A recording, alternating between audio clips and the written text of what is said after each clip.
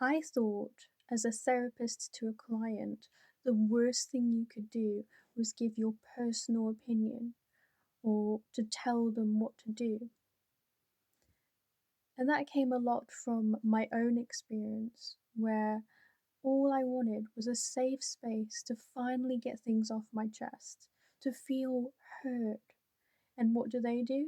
Talk all over me, interrupt me, judge me even, leaving me walking away with even more stress than I had to begin with. So that stuck with me a lot with my early clients, making sure it was all about them, that they felt heard, that they felt safe. And then as time went on and I had more clients, I quickly learned sometimes they really want to hear your opinion. They need to hear what you think about something. So it's about getting that balance right and trusting in your gut what is the right thing to do at that time. And then I also realized a lot of people need direction. Now, I learned this in my training when it came to hypnosis. So once the client is on the sofa and we've spoken and I'm doing the hypnosis, we've agreed what it is you want me to hypnotize you to do, right? Then I realized it goes a lot further than that, begins a lot sooner than that in terms of direction. Quite often, people who seek out therapy are at their lowest moment or a really low moment, and they need the direction. They don't feel like it's you being pushy or telling them what to do, they feel it as guidance. I struggled with this personally myself to begin with, as I've always personally been quite dominant. Like, I've been a leader, I always have a plan, I'm very organized. I'll have a plan B, C, D, etc. Like, when I have a goal and when I have something I set up to achieve, I will achieve it no matter what. No matter what challenge, no matter what gets in the way, no matter what bump in the road, I will achieve it because I have a plan. And that's always been my life, no matter what happened. And then my life fell apart. It did not go to plan. My ex and I split up, and we were in the middle of properly separating, so moving out, and I was frozen. Now I'm very experienced in moving homes, and I considered myself an expert at this point. But I just stood there in the middle of that room in my old home, surrounded by stuff that still needed packing, and I was frozen because I was at my lowest moment. I was so overwhelmed by everything that happened the past few months, all of the emotions, everything where I was just so unhappy. I couldn't I couldn't see a plan. There was no plan. And so I didn't know what to do. I was like a deer in the headlights.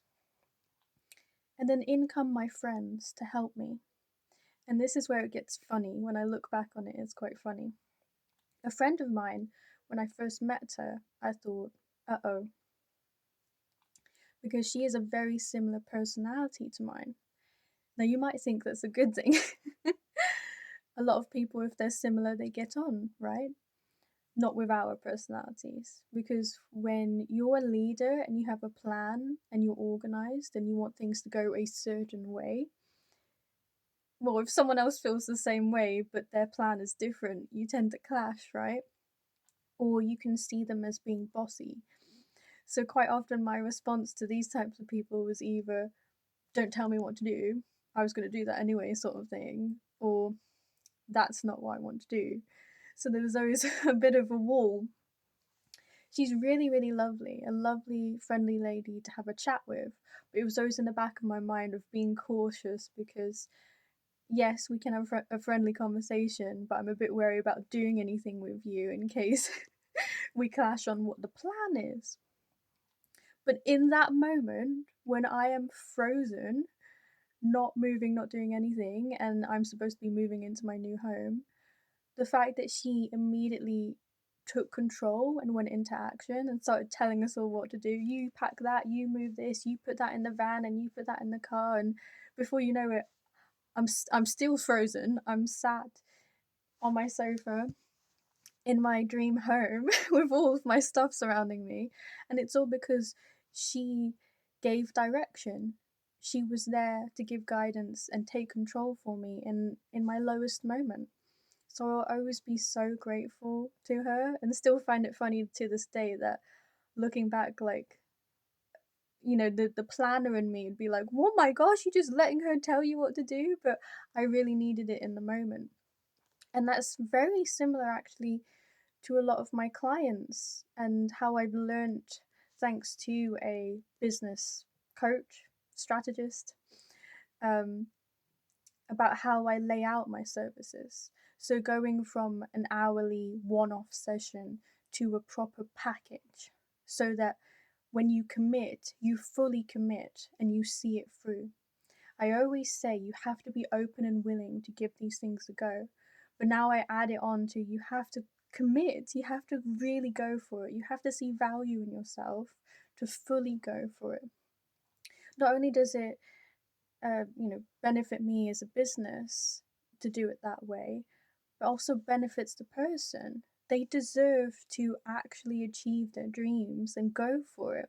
And I was finding with the 1 hour plus one off session, I was a bit people pleasing and a bit vague of like, sure, you can book another session if you want, or yeah, we can do that or whatever. No, now it's you have to commit. Book the whole thing as a package, and then we'll just go at your pace and we'll go for it.